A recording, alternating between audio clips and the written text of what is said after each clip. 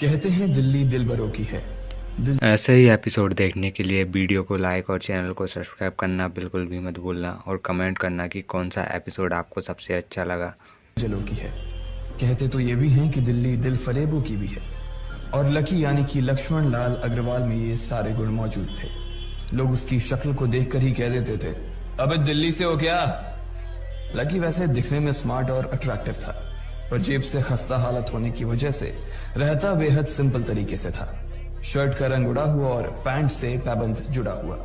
कहने को तो उसकी उम्र के लड़के दिल्ली की सड़कों पर रात को मोटर बाइक दौड़ाते थे, लेकिन लकी उर्फ लक्ष्मण लाल अग्रवाल सिर्फ कमरे से कॉलेज में पढ़ाई और गर्लफ्रेंड डिंपल के साथ थोड़ा वक्त बिताना, फिर कॉलेज से दुकान, दुकान से जब होम डिलीवरी आए तो वहां, और फिर घर चला जाता था। हाँ, कभी कभी जब वो किसी लड़के को खाली सड़क पर मोटर बाइक दंदनाते हुए देखता तो कहता, एक दिन अपना टाइम भी आएगा जब मैं चश्मा लगाकर बैठूंगा और पीछे डिंपल को बैठाऊंगा। देखना, जब वो मेरी कमर में अपना हाथ कसेगी और मैं तेजी से मोटरसाइकिल को इंडिया गेट के आसपास दौड़ाऊंगा, तो सारे दिल्ली का दिल हम दोनों को देखकर चलेगा। दुकान में रखा हुआ बर्नॉल भी काम नहीं आएगा।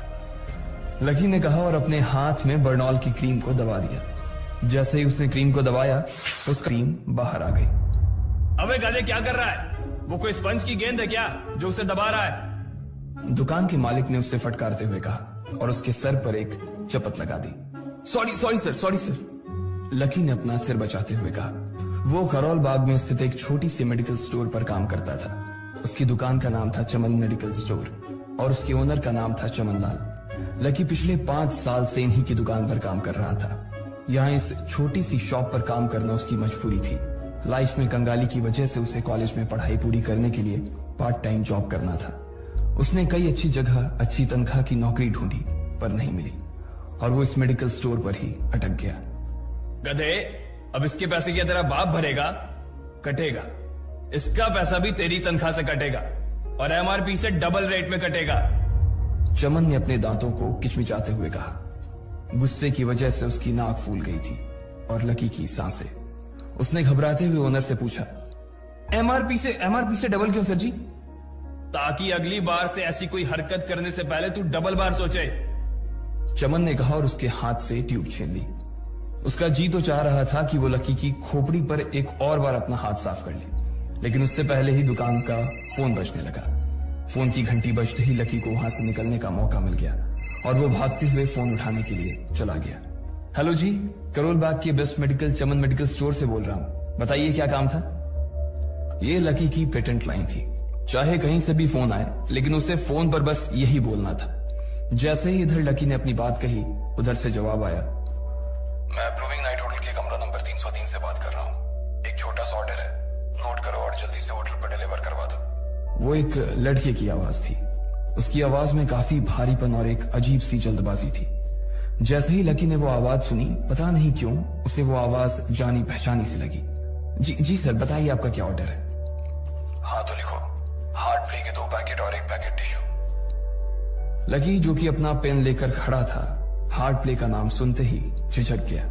असल में हार्ट प्ले नाम का एक कंडोम आता था और इसलिए उसका नाम सुनते ही लकी शर्मा गया था।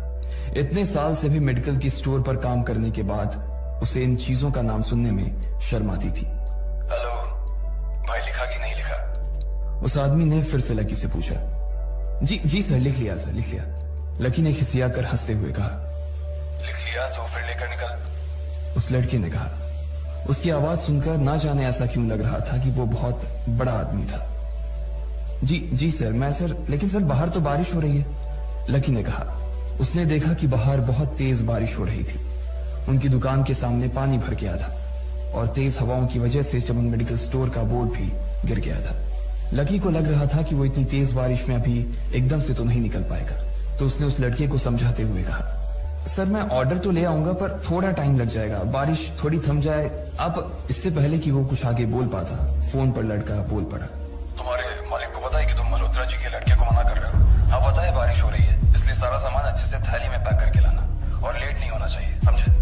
उस लड़के ने कहा और इससे पहले कि लकी आगे कुछ कह पाता, उसने फोन काट दिया।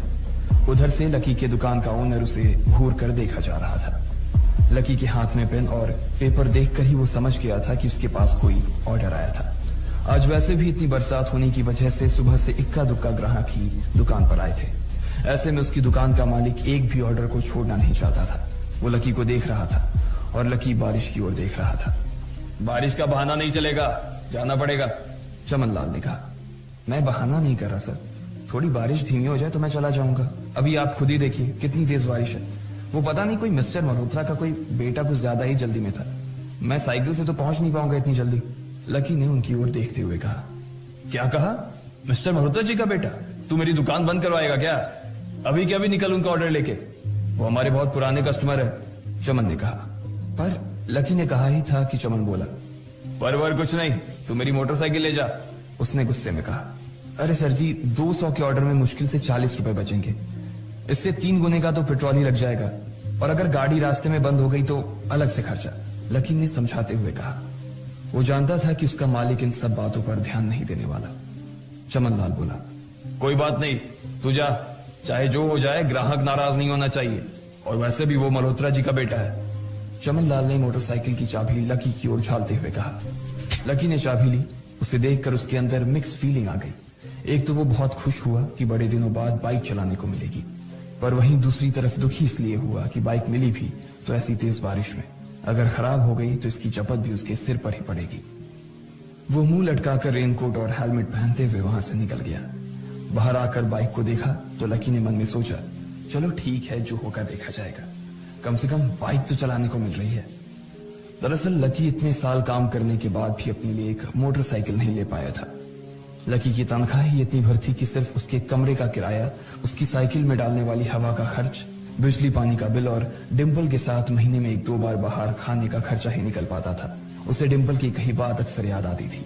लकी, अगर अगले 2 महीने में तूने बाइक नहीं खरीदी ना तो मैं तेरे से ब्रेकअप कर लूंगी, देखना। असल में डिम्पल को लकी के साथ बाइक पर घूमने की बड़ी तमन्ना थी। लकी की इस उजाड़ जिंदगी में एक वही तो थी जिसके लिए जिंदा रहने को उसका जी चाहता था। जब भी वो उससे बाइक की बात करती तो लकी डिम्पल की इस बात को हंसकर टाल देता था। वो अपने मन में इस बात को अच्छे से जानता था कि डिम्पल उससे बहुत प्यार करती थी और वो उससे कभी छोड़कर नहीं जा सकती थी। वो दोनों एक दूसरे में ऐसे घुले मिले थे जैसे बादल बरसात में घुल जाती है। लकी को डिम्पल बहुत पसंद थी और वो उसके लिए दुनिया जहां की खुशियां खरीद कर ला देना चाहता था। वो चाहता था कि एक दिन वो डिम्पल को प्लेन में बैठाए, लेकिन उसके ये सब ख्वाब इस कम तनख्वाह की नौकरी की वजह से कभी पूरे नहीं होने वाले थे। पर आज उसके पास एक मौका था। वो डिम्पल को अपने साथ इस बारिश में राजपथ घुमाना चाहता था। वो उसे दिल्ली दिखाना चाहता था। चमनलाल को देने के लिए उसने पहले से ही बहाना सोच रखा था। बस जल्दी से वो ये डिलीवरी देकर सीधे डिम्पल के पास ही जाने वाला था।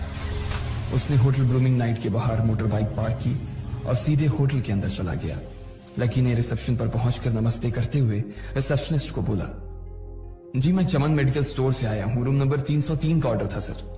रिसेप्शन पर खड़ा आदमी उसके हाथ में काली थैली को देखकर समझ गया था कि उसमें क्या था और वो मंद ही मंद मुस्कुराते हुए बोला, 3rd फ्लोर पर है, लिफ्ट से चले जाओ, रेनकोट यहीं उतार देना। जैसा उस आदमी ने कहा लकी ने ठीक वैसा ही किया और लिफ्ट में चढ़ने के कुछ ही देर बाद वो 3रे माले पर पहुंच गया था।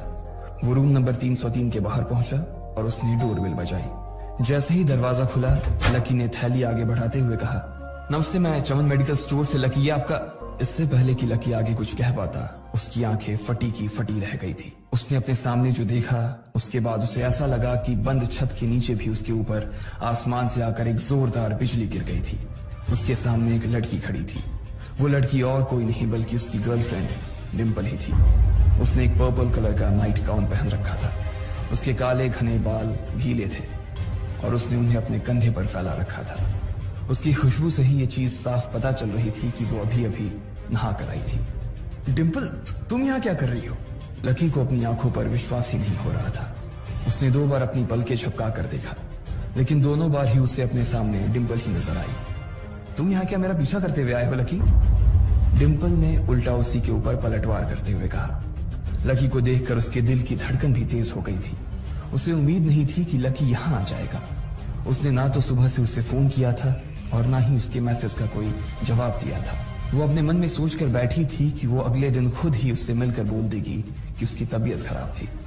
डिम्पल बेबी, क्या हो गया? किससे बात कर रही हो? अचानक से एक गबरू जवान सा लड़का दरवाजे के पास आकर खड़ा हो गया था। उसने बनियान पहन रखी थी। लकी उसे पहचान गया था। साले राहुल के बच्चे, तेरी हिम्मत कैसे हुई मेरी डिंपल को हाथ लगाने की? लकी ने जैसे ही राहुल को देखा, उसके तन बदन में मानो आग सी लग गई थी। वो उसे इस वक्त इतना बुरा मारना चाहता था, इतना बुरा पीटना चाहता था, जिसकी कोई हद सीमा नहीं थी। लकी जिस कॉलेज में पढ़ता था, राहुल और डिंपल भी उसी में पढ़ते थे, और वो कॉलेज राहुल के फादर का ही था। डिंपल ने राहुल के पिता की एक कंपनी में जॉब पकड़ ली थी, और राहुल उस पर बहुत लाइन मारता था। लकी ने 1-2 बार डिंपल को उससे दूर रहने के लिए भी कहा, लेकिन डिंपल ने उसे यह कहकर टाल दिया था कि वो सिर्फ अच्छे दोस्त थे। आज भी इससे पहले कि वो आगे बढ़ता, डिंपल उन दोनों के बीच आ गई। रुक जाओ, डिंपल ने गुस्से में कहा, और लकी के सीने पर हाथ रखकर उसे रोक दिया। लकी लंबी सांसें ले रहा था, और कुछ ही सांसों के बाद उसका गुस्सा शांत हो गया। अब डिंपल के पास भी छुपाने के लिए कुछ नहीं था, इसलिए उसने लकी से कहा, लकी, आज से तुम्हारा और मेरा ब्रेकअप। ब्रेकअप? लकी के पैरों के नीचे से जमीन खिसक गई थी। उसकी आंखें नम हो गई। लकी को उसकी बातों पर विश्वास नहीं हो रहा था। उसने डिंपल की ओर देखा और बोला, डिंपल, हम पिछले 1 साल से एक दूसरे के साथ हैं, और तुम हो कि मुझसे ब्रेकअप करना चाहती हो? अरे मैं तो तुम्हारे लिए नई बाइक लेने वाला था। चल रहने दे, आज ही याद आई है तुझे बाइक की। अरे तेरे पास मुझे बाहर घुमाने के लिए, खिलाने पिलाने के लिए पैसे तो है नहीं। तू कहां से लेगा बाइक? और अगर ले भी लेगा तो उसमें पेट्रोल कहां से डलवाएगा? तेरी 8,000 रुपए महीने की नौकरी, उसमें होगा ये सब? लोग हंसते हैं मेरे ऊपर जब मैं सरोजनी में तेरे साथ घूमती हूँ। मैं ऐसी लाइफ नहीं जीना चाहती लकी। मैं तेरी तरह गरीब नहीं रहना चाहती। तूने मुझे फंसाया था, उल्लू बनाया था तूने मुझे, इसलिए मैंने राहुल से मैचअप कर लिया है। आज से यही मेरा बॉयफ्रेंड है, डिंपल ने गुस्से में कहा। अच्छा, तो बेबी ये है तुम्हारा वो बेकार सा एक्स बॉयफ्रेंड? राहुल ने पूछा और डिंपल के बगल में आकर खड़ा हो गया। फिर उसने लकी के हाथ से थैली उठाई और उसमें से हार्ड प्ले का पैकेट निकालकर उसे चिढ़ाने के लिए उसे हवा में लहराने लगा। बाप रे, इससे बदकिस्मत इंसान इस दुनिया में और कौन होगा? राहुल ने उसकी टांग खींचते हुए कहा। लकी के पास उसकी बात का कोई जवाब नहीं था। उसने गुस्से से डिंपल की ओर देखा और अपनी हाथों की मुट्ठी भींच ली। फिर वो वहां से निकल गया। अबे पैसे तो ले जा, सब कुछ फ्री में देता जाएगा क्या? राहुल ने जोर से ठहाके लगाते हुए कहा, लेकिन लकी बिना उसकी बात सुनते ही निकल गया। उसके दिमाग में डिंपल के कहे शब्द गूंज रहे थे। उसने कभी सपने में नहीं सोचा था कि डिंपल उसके साथ कुछ ऐसा भी कर सकती थी। जिस इंसान के लिए वो इतना कुछ करना चाह रहा था, उसे उसकी कोई कदर ही नहीं थी। लकी इतना हताश हो गया था कि बुरी तरह से रोने लगा। इस बार वो लिफ्ट से नहीं बल्कि सीढ़ियों से नीचे उतरा, और एक सीढ़ी उतरने के साथ उसके आंसू आंखों से छलकते जा रहे थे। जब उसकी आवाज सुनकर कुछ लोग अपने कमरे से बाहर आए तो लकी ने तुरंत अपने आंसू पोंछे और तेजी से वहां से भाग गया। उसे जिंदगी में पहली बार प्यार हुआ था, और पैसों की कमी की वजह से ना सिर्फ उसका प्यार बल्कि उसकी पूरी जिंदगी बर्बाद हो गई थी। लकी जैसे ही बाहर आया तो उसने देखा कि बाहर अंधेरा हो गया था। आसमान में तेज बिजली कड़की और बारिश जो थमी थी एकाएक फिर से झमाझम बरसने लगी। ये देख लकी के थमे हुए आंसू एक बार फिर से छलक गए। उसका दिल बुरी तरह से डूब चुका था, लेकिन उसे इस बात की खुशी भी हो रही थी। आखिर आज उसे डिंपल का असली चेहरा नजर आ गया था। वो तो उसके साथ घर बसाने की सोच रहा था, लेकिन अच्छा हुआ कि उसने पहले ही उसका घर बर्बाद होने से बचा लिया। लकी को दुख तो बहुत हो रहा था, पर उसे यह भी लग रहा था कि उसे आगे चलकर यही दुख उसे खुशी देने वाला था। लेकिन एक चीज थी जो लकी को परेशान कर रही थी, वो थी उसकी माली हालत। उसकी जेब इतनी तंग थी कि उसे फटी हुई जेब की पैंट पहनकर घूमना पड़ता था। कभी कभी तो लकी सिर्फ रोटी खाकर दिन काट लेता था। वो कब से कोशिश कर रहा था कि कोई अच्छा काम पकड़ सके, लेकिन उसे कोई काम देने को राजी नहीं था। उसने टूटे हुए दिल को दिलासा देते हुए मन में सोचा कि डिंपल पर खर्च होने वाले पैसे बच जाने से शायद उसके हालत सुधर जाएंगे, पर फिर भी वो रातों रात रईस नहीं हो जाने वाला था। उसने ऊपर आसमान की ओर देखा और जोर से चिल्लाया, अगर इतना ही अनलकी बनाना था तो फिर नाम लकी क्यों रखा भगवान? वो जितनी जोर से चिल्ला सकता था उतनी जोर से चिल्लाया। उसकी आवाज से आसपास खड़े लोग एक बार तो डर गए थे।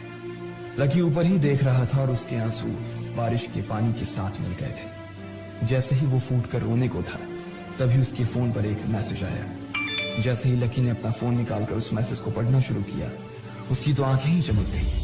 अचानक उसके आंसू हंसी में बदल गए और वो जोर जोर से वहीं सड़क पर नाचने लगा।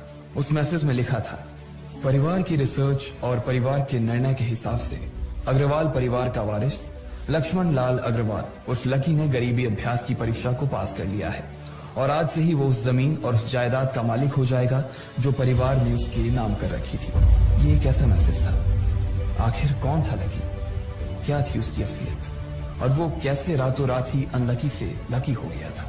इन सारे सवालों के जवाब अगर आप जानते हैं तो प्लीज कमेंट बॉक्स में कमेंट करके हमें भी बताएं।